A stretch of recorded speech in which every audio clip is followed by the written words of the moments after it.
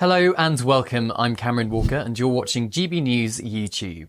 Now today we are looking into the tragic story that has sent shockwaves through the royal family and the nation.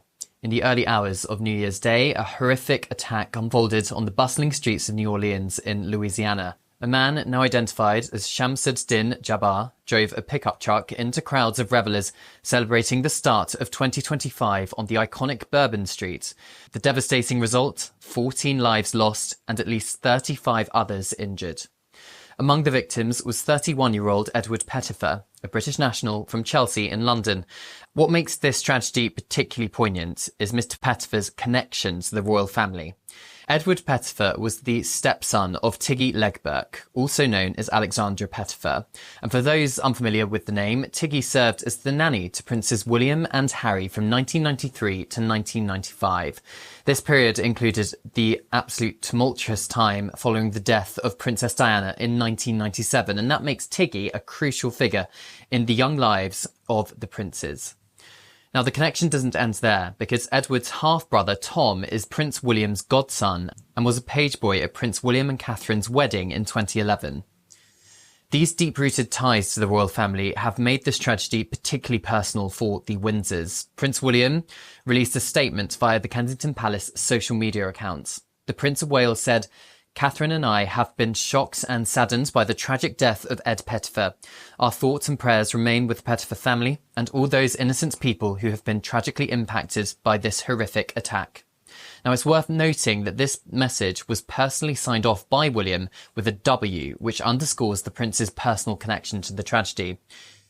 King Charles as well has also reached out. He's been deeply affected by this loss, and palace sources have indicated that His Majesty was informed of Mr. Pettifer's death through official channels, as was profoundly saddened by the news. I understand the King has reached out to the Pettifer family to offer his personal condolences. Now, Edward Pettifer was the eldest son of Charles Pettifer, a former Coldstream Guards officer, and Camilla Wyatt, the daughter of a racehorse breeder. The family, understandably devastated, released a statement saying the entire family are devastated at the tragic news of Ed's death in New Orleans. He was a wonderful son, brother, grandson, nephew, and a friend to so many. We will all miss him terribly. The family requested privacy during this difficult time, asking to be allowed to grieve the loss of Ed as a family. It is unknown if Prince Harry has reached out privately to the family. Now let's turn our attention to the details of this horrific attack. And it was at approximately 3:15 a.m. on New Year's Day that Shamsuddin Jabbar, a 42-year-old Texan and US Army veteran, allegedly drove a pickup truck into the crowds celebrating New Year on Bourbon Street.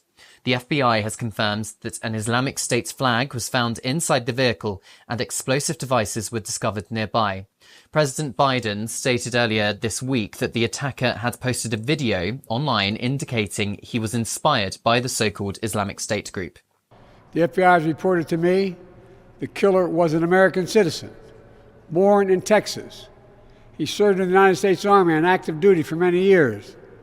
He also served in the Army Reserve until a few years ago. The FBI also reported to me that mere hours before the attack, he posted videos on social media indicating that he was inspired by ISIS, expressing a desire to kill. The ISIS flag was found in his vehicle, which he rented to conduct this attack.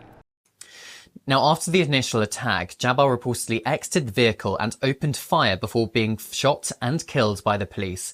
The FBI is treating this as an act of terrorism, with Special Agent Althea Duncan stating that the agency has taken over the investigation. And here's what they told reporters. Let's take a look. First and foremost, let me be very clear about this point.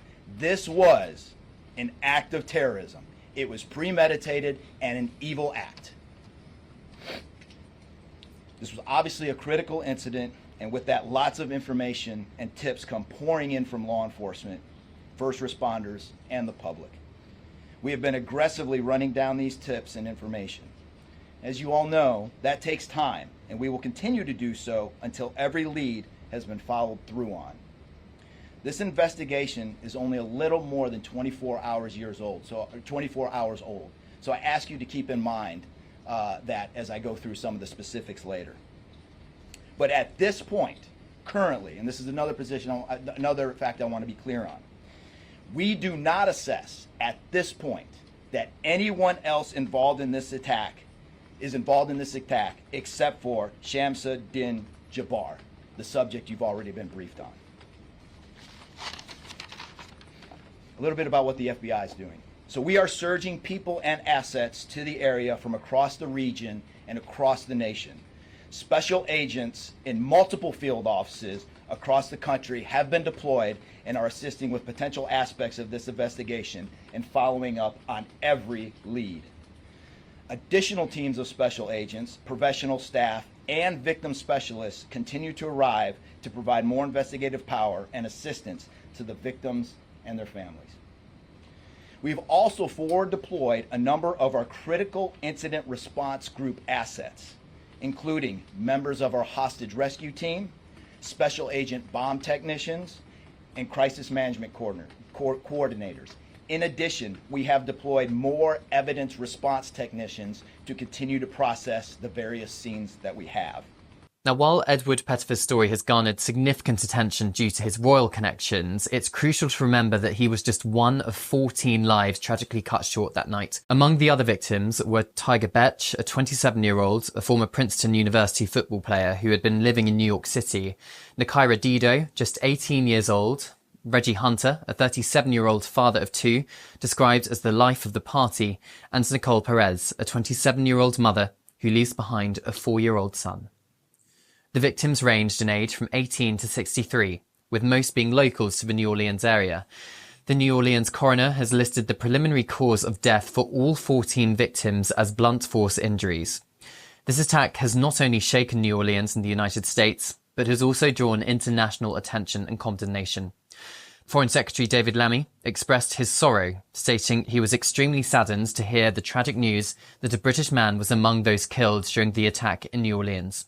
We are supporting their family and are united with the United States against terror threats. The Metropolitan Police in London have confirmed they are supporting the Pettifer family, including assisting with the process of returning his body to the UK. The Foreign Office has also stated that they are in contact with US authorities and are providing support to the victim's family. As New Orleans and the world grapple with this tragedy, questions arise about the security measures and the prevention of such attacks in the future. The Sugar Bowl, which is an annual college football game scheduled to take place just hours after the attack, was postponed by 24 hours for safety considerations. This incident serves as a stark reminder of the ongoing threats of terrorism and the importance of vigilance, even during times of celebrations. And as investigations continue, people will hope that lessons will be learned to prevent such tragedies in the future. This is Cameron Walker reporting for GB News. Stay with us for further updates on this developing story. Don't forget to subscribe to our YouTube channel for more originals content.